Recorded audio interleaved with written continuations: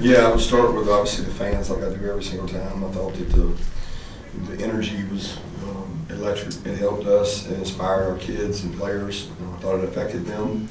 And once again, a team has to go on the road and play in that kind of night environment. It's really hard. It's really tough to play in that, and I thought it impacted them. I'd also like to give credit to Emily Dietz and her staff. They did a tremendous job with the game management in terms of the energy, keeping people engaged. I guess there were some fireworks, I don't know, somebody told me there was, but that wasn't what I was worried about. But our kids show resiliency. I'm proud of them. Look, it was a week ago, a couple hours that we were dead and gone. You know, people had written us off. It's hard to play in this league week in and week out on the road. We've accumulated a tremendous amount of injuries from the schedule we've had. It's not going to really get any easier. It's a physical game, but when you play the gauntlet of what we played, it's taking its toll. We had a lot of guys sitting on the sideline tonight that couldn't play, but we also had a lot of guys that stepped up. And I think the way we practice has helped us grow some players who stepped up tonight and played big for us. Kirby, can you speak to the offense line? I don't believe you guys rotated at all up there tonight, but they came in and did a great job against a great Tennessee defensive line. Yeah, I guess you're right. It's probably the first game that we haven't subbed an offensive lineman the whole time, and we were concerned about that because we didn't know how Tate would hold up, and that game meant a lot to Tate. You know, Tate grew up in a Tennessee family and a dad that was a Tennessee fan, and that game's a lot of pride to him. And I thought his energy and toughness really showed. And just a week ago, you know, he dinged it and couldn't go, and he went out there tonight and really played physical, played tough. But those guys, you know, they took a lot of criticism from people, and really unwarranted in my opinion, because it's funny when you talk to people that actually know football, they know how hard it is to play in that environment. And then people just, you know, say, oh, sacks, oh, they couldn't do this, they couldn't do that. When you get behind in the game, it makes it hard. Tonight, they played aggressively and played well. Kirby, Carson Beck told us that this week he made sure to stand up and speak to the team. So what did it mean to see him take that leadership, and especially to see how he responded to all of that pressure on the outside noise coming into this game? Well, he talks to the team, he talks to the offense almost every week, and several guys talk to the team on Monday, but I mean, every time somebody hears that, they think like, oh, team leaders speak to team, world-changing event. It's not that way. It's just, there was an emotional talk that I think guys really wanted to make other guys aware of the significance of this game and not to take it lightly on Monday. But Carson carries himself well, and I've been very consistent, even with some of the dumbest questions in the world, no offense, about our quarterback, because we see him every day. You know, he gets judged on outcomes and stats, but we don't judge based on that. We judge based internally on what gives us the best chance to win. And I'm never going to falter over what I see with my eyes. What I see with my eyes is a guy that's really good in the pocket. He's got poise, he's got composure. He puts us in the right play over and over again and makes good decisions. It seemed like the passing game really took a step forward once you guys got the free play and Carson hit Dom. How big of a confidence booster was that play for the offense? Yeah, it was huge. I think it got going. I mean, I don't know that Carson threw some good balls before that. We just didn't always catch them. And he's done a good job of that. And we got to continue to create depth in our roster. And I thought, you know, guys like Chauncey Bowens, Nitro Tuggle stepped up tonight and played. Anthony Evans fought to come back. We just got more guys having to play. You talked about those guys stepping up. I guess one, what have you seen from Nitro to earn playing time this league? What do you think he did tonight? Practice better. He practiced better. And if he practices better again, then he'll play more. And Daniel Harris has practiced better every day, every week. And the guys who practice better get rewarded for it. To follow up on that, what did you see from London Humphreys tonight, especially with that long catch he made, I think, in the fourth quarter down the sideline? Great catch down the sideline. That was a very unique play because we tried to get them to false start. They didn't, and our center was off balance and was falling back, and he just went ahead and snapped it. So it turned into a kind of a busted play that was a big play. And London's been great. He's been such a great kid, such a hard worker. Coach, Tennessee went into the locker room with 17 points, and the defense didn't allow them to have anything else in the second half. Just speak to their success in holding the balls. Well, we stopped the run a little better, and that gave us a chance. I was I was really proud of the secondary because you're in some really tough cover environments out there, like with little space. And some of it, they helped us. I think they dropped some balls that were like bang, bang plays, but they didn't get behind us. And that's the big achievement. Keep them in front of you, tackle them. I wasn't real pleased with the run stopping, but we did enough. Coach, it looked like Carson ran the ball a little more tonight. He had that big 14-yard scramble at the start of the second quarter. He said he lowered his shoulder. He enjoyed that. Did you also share that sentiment when he lowered his shoulder? No, I mean, I didn't talk to him about it. I'm glad he did. I thought Mike and me, we challenged him with the backs out, that we had some place for him. And sometimes you gotta man up. I texted him early in the week and said, if we do this, are you down with it? And he said, I'm gonna get it, coach, just give me the ball. And some of them were not by design. You know, the scramble was a great play that he scores on.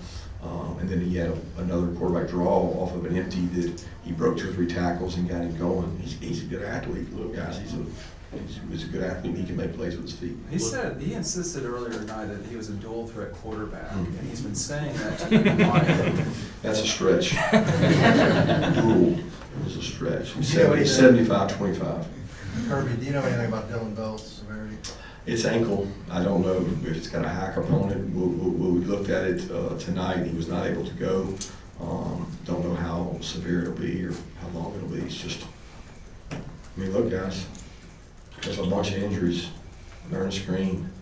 I mean, we've had guy after guy after guy after guy go down. Smile, C.J. Allen, both gave us great efforts tonight, but really were unable to practice all week. And the back situations, Cash doesn't practice all week. Makes himself available to help the team. It's just, got to choose. You want to play these schedules like this, then you're going to have that, and they're reducing our roster size, so it's going to make it even tougher. Kirby, you talk about the significance of complementary football, the way your offense had several long drives tonight. Yeah, it's huge. I mean, I didn't think our defense got the stops when they needed to. Like, we want to create field position for our offense, and we didn't. We gave up 3rd downs, and we bend, and then we're down there on the 10-yard line, the 9-yard line, the 8-yard line. One of the biggest drives was the one that we got the offensive PI, and then we're probably going to have to punt. I mean, we're on the headphones. It's 1st and 25. It's hard to overcome. Nitro makes a big play. They get a face mask, which gives us the 1st down. Otherwise, we may not overcome that drive. But it was very complimentary. I mean, somebody told me that they had a 15 or 16 play drive that ate up a ton of time, and then we had a 17 play drive that took up a ton of time, and the meat of the second half was in that time. Smart went in season high 8 tackles tonight. What it means to this defense to have him back out there and give that kind of effort? His confidence, his ability to make plays and tackles, his instincts are huge. And I think back to all the games he didn't play in, and he missed all this time for this time. And he's gotten good reports on his foot. He's had 2 or 3 x-rays that look like it's healed, so that's great news for him. I thought one of the biggest plays in the game was Thorson's tackle on that punt return. Can you talk about that, what you said? Amazing. I mean, that's what they do in Australia, right? He came out of nowhere. I was thinking this guy might be a linebacker. I mean, it's the first real punt return we've given up in, I think, 2.5 years. And we thought we had a good plan. We had 3 gunners out there. We missed tackles on that play, and we think their returner is really good. We challenged our guys. But he broke out, and getting him on the ground, I don't think what was the result of that drive. Was it 3? It was 3, so we ended up holding him to a field goal. It's a 4-point play, and tremendous effort by him. I can promise you we don't practice tackling much with him. Kirby, He did it on his own. Kirby, you talked about prove it being the position this week. What did you see from this team? What did they prove to you tonight? That they're resilient as hell, and no matter who, next man up mentality. And the kids in our room that haven't played yet, and sometimes they want to pout, they need to realize that you don't know when your time's coming. Will you work while you wait, is what we say. Will you work while you wait? And Chauncey Bowens worked while he waited, and it paid off for him. Nate, Nitro, he had a great week of practice. So we need more of that. Kirby, the receiving group, it took a lot of criticism over the last couple of weeks for drop passes and incomplete balls that led to interceptions. How was it to see the receiving corps have a big game for Carson this week? It's awesome. It's great. I think we can do better. And I think we got to do better. Because we're going to keep playing really high-quality opponents, and we got to get healthy, and we got to get better. Speaking of the passing game, night tonight, what did you see out of him that maybe allowed you guys to take advantage of that Tennessee defense there in the second quarter? I thought Mike did a great job with the tight end passing game. Ben made some plays.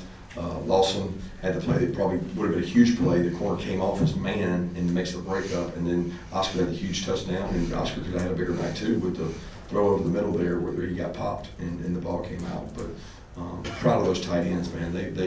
They haven't had the year they wanted to have, but they had a really big night tonight. Coach, you have 5 sacks tonight against a very talented quarterback from Tennessee. How big was that? It's hard to get him down. I mean, that guy's a tough competitor now. I mean, I got a lot of respect for him to go through what he went through this week and break tackles. He's got great quickness, great vision, and he's a really talented quarterback with a bright future. Kirby, is it easier or tougher to coach a team coming off an Ole Miss loss like you guys had last week? I don't know that it's either. I'll be honest with you, it's not. I mean, you can make a case it's challenging, but you got their attention. You know, I think it's more about morale and how you lead. How you handle losses says a lot about you, and you know, these kids are going to grow up to be contributors to society, and how they respond to tough situations, man. They're so much more prepared for bad things to happen in their life because of what they do in this organization and what they go through and the criticism they take. They'll never be as criticized as they are by the outside world in this sport, and I'm proud of the way they stuck together and kind of bonded and came out and played well. You talked about those long drives. What did you see on the 92-yard drive, that fourth quarter? That's the one that Nate scores on late. I mean, just to drive all the way down the field like that. Just impressive, man. I mean, we never came into a 4th down, I don't think, the whole time. And I really wanted to go for it on the 4th and 5 at midfield earlier. And I was like, you know what, we're playing good defense, and we had great momentum, and we're across the 50, and you know, they had jumped off sides a couple times. But going back to that drive, it was tremendous. I thought Mike dialed it up. You know, we had a bonehead mistake with 12 in the huddle. You can't do that. Cannot do that. Ultimately, you cannot do that. But he stuck with the play call. He didn't change it, and he was aggressive. And Carson made a great decision because Carson can check that play if they have pressure. And it was a little cloudy. And if he checks it, we're probably not going to hit that big play to Ben. And Carson did a great job putting a good play, a good package together. Made a good decision there. And then Nate scored, and Chaz was the fullback, and so he was fired up. You guys have finished your SEC slate. Given the difficulty of the schedule you had, how would you assess how this team was able to navigate that stretch of games? I'll let y'all judge.